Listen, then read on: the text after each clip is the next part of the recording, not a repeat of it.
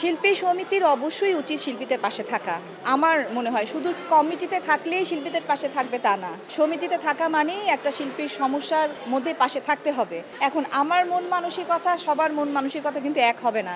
আমি যখন সুভার ইয়েটা শুনলাম তখন রাত ৩টা এরকম বাজে। তো আমি সাথে সাথে মিশা ভাইকে কল দেই এবং আমি সনি ভাইকে কল দেই যে এই ঘটনা এরকম। মিশা ভাই সাথে সাথেই আমাকে এবং সনি ভাইকে বলে যে এই মুহূর্তে চলে যাও হসপিটালে এবং মানে কি হয় না হয় আপডেট সব আমাকে জানাতে থাকো। তো সেইভাবেই কাজ করি। সারাটা রাত কিন্তু ঘুমাইনি। হ্যাঁ, আমি সকাল ৯টার সময় মানে এখান থেকে রওনা দিই, বাসায় যাই 10টায়। 2 ঘন্টা হয়তো ঘুম হয় আমার। তারপরে উঠে যাই, উঠে তারপরে গোসল করে খাওয়া দাওয়া করে আবার আস্তে ধীরে রেডি হই আসার জন্য। তা আমি এখন থাকবো, হ্যাঁ, যতক্ষণ না পর্যন্ত নির্দিষ্ট কোনো সংবাদ শুনবো ততক্ষণ পর্যন্ত আমি আছি। আর অবশ্যই আমি শিল্পী সমিতির সবাইকেই বলবো যে আপনারা পাশে আছেন জানি, বাট শুধু ফোন দিয়ে জিজ্ঞাসা করা না, নিজেদেরও একটু মুভমেন্ট করা দরকার, আসা দরকার। আলহামদুলিল্লাহ যতটুকু শুনলাম যে ওর যে একটা পরিস্থিতি ছিল আমরা কিন্তু ভেবেছিলাম যে ও বোধহয় আর ফিরবে না, হ্যাঁ, এরকমই ওর অবস্থাটা ছিল। তা আলহামদুলিল্লাহ পপুলার এখানে আসার পরে আমরা জানতে পারলাম, একটু আগে জানলাম যে ওর চোখ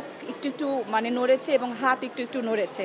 হার্ট ভালো আছে, তার কিডনিতে একটু প্রবলেম দেখা গিয়েছে, কিন্তু ব্রেন স্ট্রোক করেছে কিনা এখন পর্যন্ত কিন্তু আমরা শিওর না। হ্যাঁ, তো এটা এখন ওটা একটা বোর্ড মিটিং হবে সব কিছু নিয়ে, তারপর আমাদের রাত 10টার সময় ডাক্তাররা আমাদের ডেকে ডিটেলস জানাবেন যে আসলে ঘটনাটা কি। এখন পর্যন্ত ও তো অবজারভেশনে আছে, তো ওনাদের এখনো বোর্ড মিটিংটা মানে শুরু হয়নি, শুরু হবে, দেন আমরা জানতে পারবো।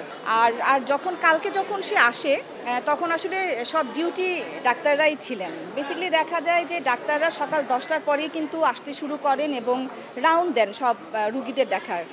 আলহামদুলিল্লাহ যে যতটুকু শুনলাম যে আগের চাইতে ভালো। আমি আসলে আইন কানুন অতটা বুঝি না, আর আমি যতটুকু বুঝি যে কারো যদি মামলা থাকে তো সে মামলা অবস্থায় সে কোনোভাবেই মানে দেশের বাইরে যেতে পারে না। হ্যাঁ, তো সে কিন্তু অ্যারেস্ট হয়েছে এয়ারপোর্টে। হ্যাঁ, এমনিতে কিন্তু নর্মালি কিন্তু সে এতদিন অ্যারেস্ট হয় নাই মামলার পর থেকে। তা আমার মনে হয় যে সে যদি কোনো জায়গায় ঘুরতে যেতে না যেত, মানে ব্যাংককে যাওয়ার কথা ছিল, তাহলে বোধহয় অ্যারেস্টটা সে হতো না। আর এটা একটা মানে নিয়মই থাকে যে যাদের মামলা থাকে তারা যেন দেশ ছেড়ে কোথাও না যায়। হ্যাঁ, তো মনে হয় ওই বিষয়টা এজন্যই হয়েছে। আর অবশ্যই আমি তার জন্য দুঃখ প্রকাশ করব। আমি চাই যে প্রত্যেকটা শিল্পী তাদের মর্যাদা নিয়ে থাকুক। আসলে রাজনীতি যার যার ব্যক্তিগত ব্যাপার, হ্যাঁ, এগুলো যেন এমন ইস্যু না হয় যে একটা শিল্পীর জন্য অনেক বড় ক্ষতি হয়ে যায়। এখানে আসলে দীপজল ভাই এখন নাই বর্তমানে। মিশা ভাই আমেরিকা চিকিৎসার জন্য আছে, ওনার পায়ে অপারেশন।